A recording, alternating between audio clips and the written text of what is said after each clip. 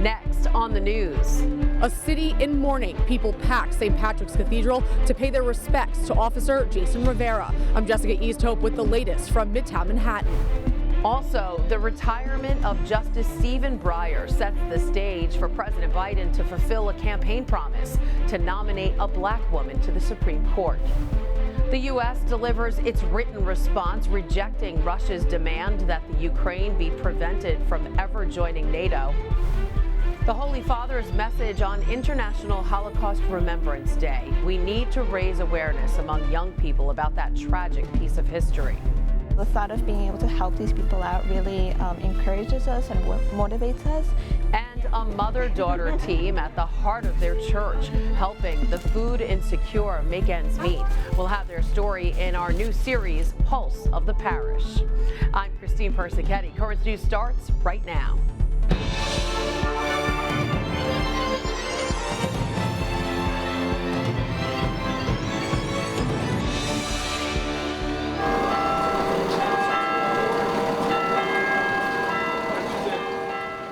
A somber day in New York City. Hundreds of police officers wait outside St. Patrick's Cathedral as the hearse carrying the body of their fallen brother in blue, Jason Rivera, arrives for the wake.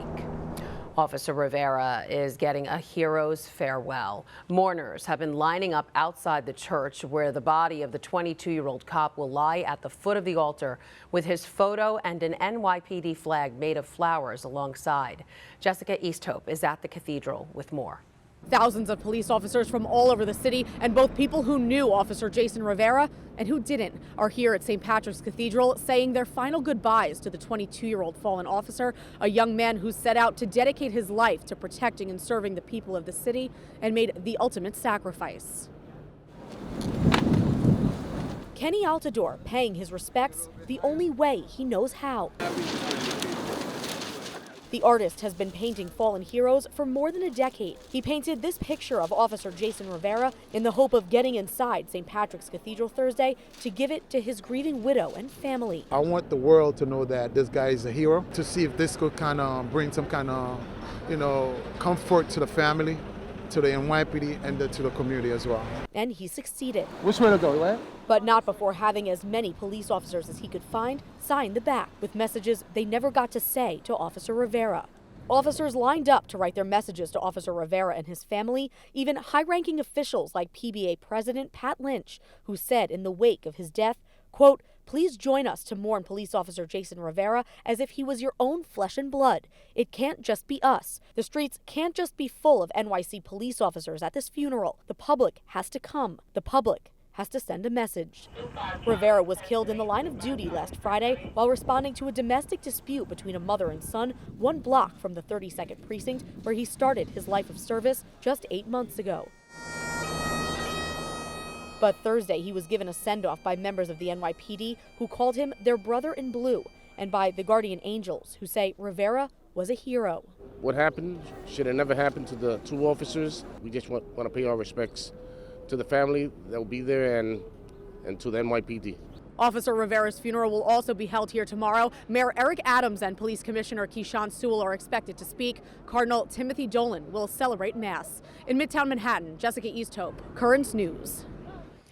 Again, Officer Rivera's funeral mass is tomorrow at St. Patrick's. That's Friday, January 28th, beginning at 9 a.m. Be sure to tune in online as Currents News will carry the funeral mass live. That's at Currents News on Facebook and Twitter. The wake and funeral mass for Officer Mora, who died days after his partner, will also be at St. Patrick's Cathedral. A viewing service will be held on Tuesday, February 1st from 1 to 8 p.m. Mora's funeral mass will take place next Wednesday, February 2nd at 10 a.m. Meanwhile, a 23-year-old man is facing more than 300 gun-related charges after allegedly selling more than 70 weapons and high-capacity magazines to an undercover cop. According to the 2 indictments filed in Bronx Supreme Court, Shakur Rodriguez's charges include criminal sale and possession of a firearm and criminal possession of a weapon. He was arraigned and pleaded not guilty to 225 counts. He'll appear in front of a judge again on Monday. President Joe Biden will meet with New York City Mayor Eric Adams to talk about gun violence. That's according to the White House. The meeting is set to take place in Manhattan next Thursday. They'll focus on President Biden's, quote, comprehensive strategy to combat gun crime. That plan includes funding for cities and states to put more cops on the street and to invest in prevention programs. Stephen Breyer is officially retiring. The Supreme Court justice making the announcement at the White House Thursday. Justice Breyer explained at the news conference what has been the most meaningful part of his almost 30 years on the bench. This is a complicated country. There are more than 330 million people. And my mother used to say it's every race, it's every religion, and she would emphasize this, and it's every point of view possible. And it's a kind of miracle when you sit there and see all those people in front of you, people that are so different in what they think, and yet they've decided to help solve their major differences under law. The 83-year-old will hang up his robe later this year. This will be the first Supreme Court pick of the Biden presidency. The commander-in-chief says he intends to announce his selection by the end of February. While he hasn't given any indication of who he will choose, the president is saying his choice will be the first black woman to be nominated to the high court. Paula Reed reports on who experts believe are the top options for Biden right now. For Breyer's spot, Judge Ketanji Brown Jackson is seen as the frontrunner. A former Supreme Court clerk for Breyer, she was vetted recently by Biden and his team and confirmed to the D.C. Circuit Court of Appeals to fill the seat left vacant by Attorney General Merrick Garland. The circuit is seen as a feeder for the high court, and the move was meant to groom her for a justice position if a vacancy came open. When you become a judge, you take an oath to look only at the law in deciding your cases, that you set aside your personal views about the circumstances, the defendants, or anything else. A close second choice is California Supreme Court Justice Leandra Kruger, a former acting deputy solicitor general in the Obama administration. She argued a dozen cases before the high court.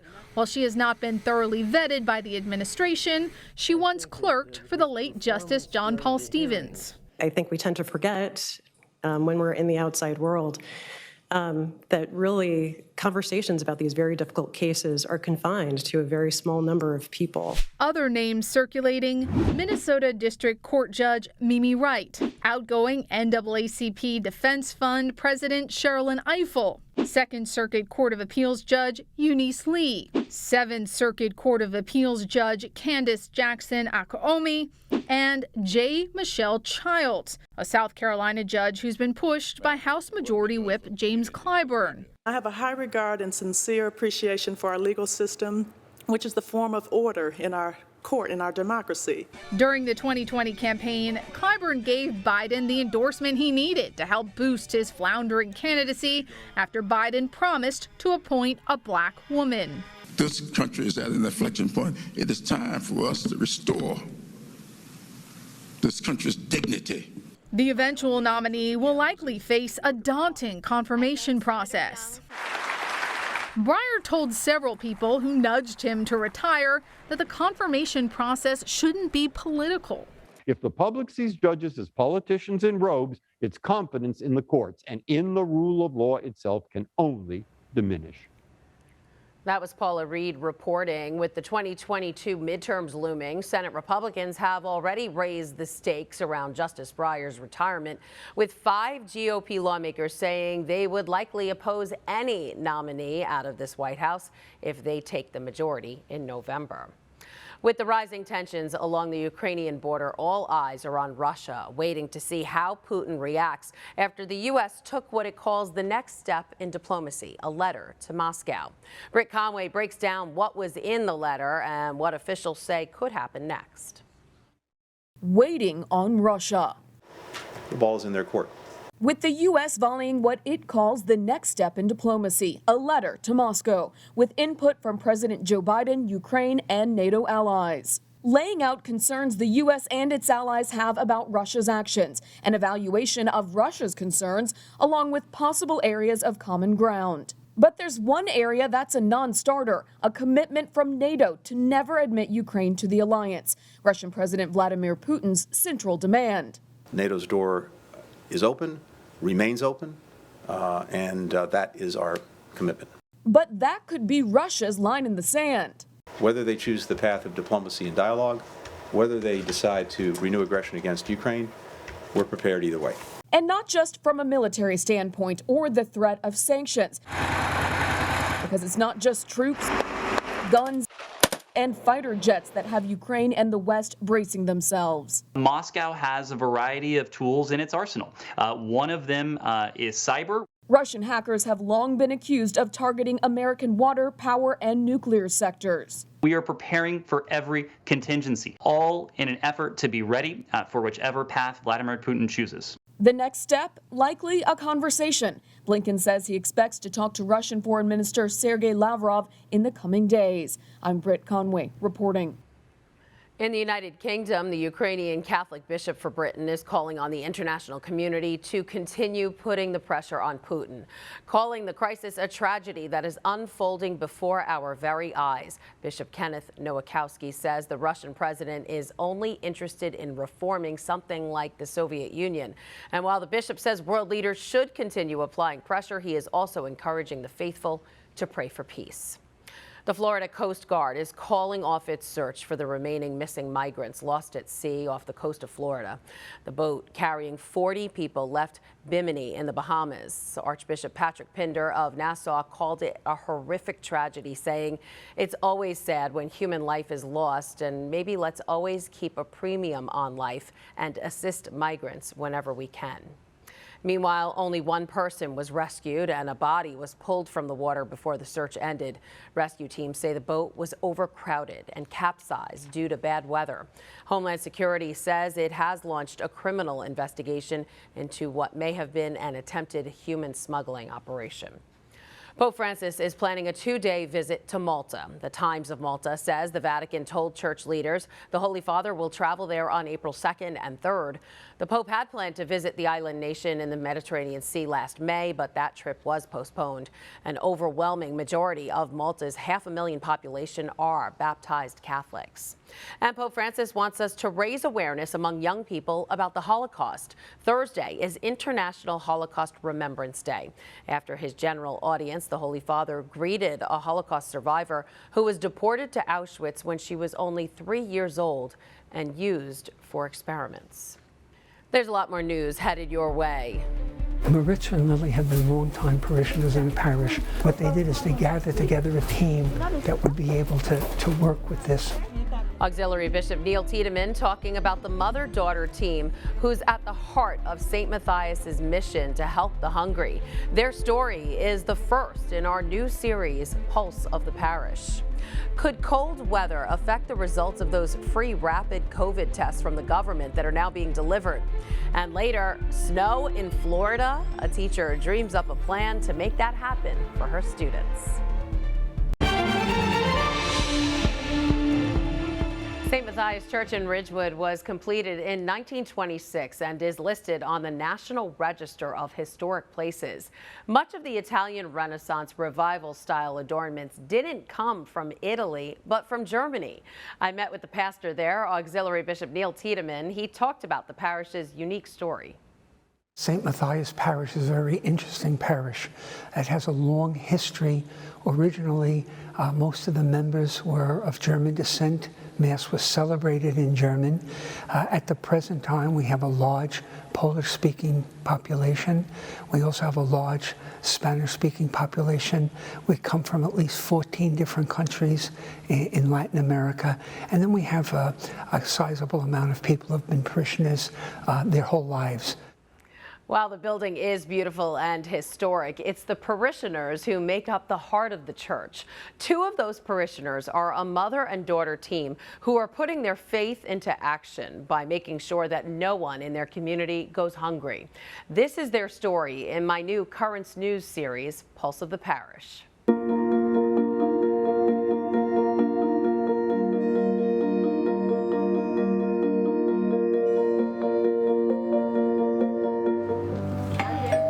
One after another, They come to the food pantry at St. Matthias in Ridgewood,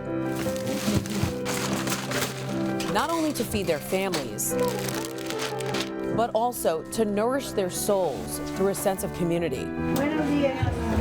This mother-daughter team, Maritza Chamorro and Lillian Gualpa, runs the food pantry, making sure anyone in need is helped. It's an act of kindness, Maritza says, that is much bigger than herself. Y es la forma en cómo nosotros podemos reproducir ese amor. She does it because she knows the needs of the people, and as God has showed us in his works, helping the ones in need really is a great expression of love. Maritza and Lillian know what it's like to be in need. Maritza lost her job during the pandemic. Bills keep on coming, a lot of tuition bills, all of those things, and without any sort of income, it's very overwhelming and it's very worrying for us. They say organizing this pantry distracts them from their own problems. And every interaction with a community member makes them feel even more grateful to God. Gracias mucho. Que estoy compartiendo. She feels very grateful that she can witness that, how the Catholic Church is always there to help out in this time of great crisis and in need. St. Matthias has been helping the community for years, way before the pandemic struck. There's a lot of canned goods, but there's a lot, you see the chickens down there? Church pastor, Auxiliary Bishop Neil Tiedemann says the food pantry has a working kitchen and used to serve lunch to the homeless, but COVID forced them to shut down the operation and cook up a new plan. So we actually set up a team where we try to figure out what is it that people really need. Everything from canned goods and cereal to fresh vegetables and meat. We try to do it so that everything is all laid out and prepared so that people can come. There's really no lines. Rosa, a longtime parishioner, was unemployed during the height of COVID and struggled to feed her family. Oh no, esto es muy bueno. To be able to have some sort of support, have something to provide her family has been wonderful, and she's very grateful and thankful for the support. This time of crisis teaching an important life lesson to Lillian, who attends St. John's University, something she can't learn in a classroom. Something that my mom has also taught me is that to not wait until into future, to also, whatever I have now, I should give it out and, share it with the others right now. Thank you. Lily was born in Ridgewood and attended St. Matthias Parish School. Even though she'll be graduating from St. John's University next year, she still plans on being right by her mom's side to continue their work. Stay tuned for more Pulse of the Parish stories in the future. New York City is bracing for a nor'easter that could potentially bring some significant snow to the tri-state area. The storm is expected to move in Friday night and stick around through much of Saturday. The snow could start to fall in the boroughs before dawn and taper off Saturday afternoon. The city is in the 2 to 6 inches range, but Long Island could see more than a foot of snow. If the storm hits, you should keep a close watch on your mailbox. That's if you ordered free rapid COVID tests from the federal government. As Jeff Wagner reports, those tests shouldn't be left in the elements for too long because there are concerns cold weather may impact the results. The temperature outside right now is 0. Not ideal for us and definitely not ideal for certain packages. Did you order any of the government test kits? I have not had a chance just yet. Yes, I did. The COVID rapid tests are shipped in a bag, surrounded by bubble wrap. 2 thin layers, likely not meant to keep it warm. The test kit, like similar brands, is supposed to be stored between 36 and 86 degrees. It also states not to freeze it. Do you have any idea what the temperature is right now? It's probably around single digits. Because it's a nice typical Minnesota summer, 30, 40 below wind chills and all that. How do you think these kits handle the cold like this? If somebody had an outside mailbox, you probably would want to get them right away. Health officials say the tests will be fine if they're sitting in a frigid mailbox for a few hours, but some manufacturers warn that any extended time spent in extreme cold or heat could affect the test results. If you can't get to it right away, one brand recommends you arrange for someone else to retrieve it as soon as possible. And I certainly would say before you use it, make sure nothing froze and cracked and things like that. There is liquid in the test kit, and while manufacturers have not indicated if it will freeze, they do want people to let the kit warm up to room temperature before use. Where's your mailbox? My mailbox is inside my apartment building. It's not as much of a concern for you. Right. I think this is something that they certainly planned on, especially, in this half of the country that it's not exactly going to be, 70 and sunny all the time. Again, that was Jeff Wagner reporting. There's still time to order your free COVID tests. Just go online to covidtest.gov to fill out the application. Still to come on Currents News, meet Rosie the penguin. Find out how she's inspiring kids with disabilities to appreciate what makes them special. And a Florida teacher gets creative and arranges a snowy surprise for her students. Get a load of this. A little penguin in Arizona is making a big impact on children with special needs, teaching them a lesson in perseverance. Meet Rosie, the 2-year-old African penguin. She was born with skeletal abnormalities that weakened her body, so her caregivers at Odyssey Aquarium built a special sling to help her learn to walk.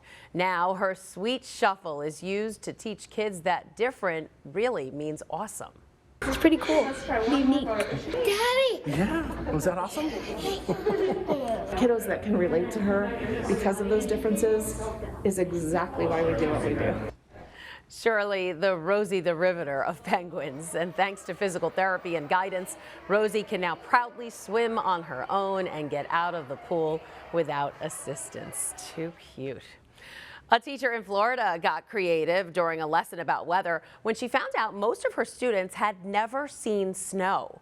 Rachel Richardson tells us how her sister, hundreds of miles away, sent them a snowy surprise.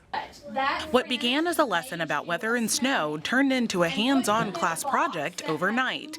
A former Kentucky school teacher who now educates in Florida discovered that only 2 of her students had ever seen snow. This gave her an idea, and she gave her sister in Kentucky a call. So I said, I want you to make me a snowman, and I want you to overnight him to me to see if he can make it to the school, because I want these children in Florida to see snow. At first, this Danville resident wasn't so sure. So I said to her, we haven't had a measurable amount of snow. I was making every excuse in the world.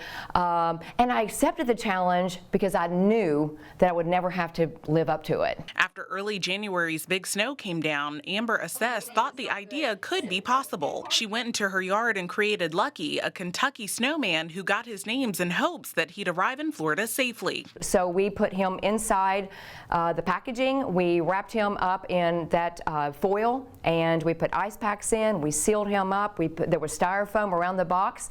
Off he went down to the local UPS store. Lucky traveled over 800 miles in a box just like this one from Kentucky to Tampa. So then we went to the classroom and had the kids open it, and just the pure joy of seeing that snowman, it was just, to me, that's what teaching's about. Lucky is still a huge hit in the classroom and the school. Robin Hughes says she'll keep getting creative in the classroom because she believes students learn to think outside the box. Anything I can do as a teacher to bring joy into the classroom and also teach them a little something, then it makes it all worth it. And my sister was just the greatest partner in crime to help me do that. So he was perfect. Again, that was Rachel Richardson reporting. And here's a fun fact. The last time it snowed in Tampa was 45 years ago in 1977 when they got a whopping 0.2 of an inch.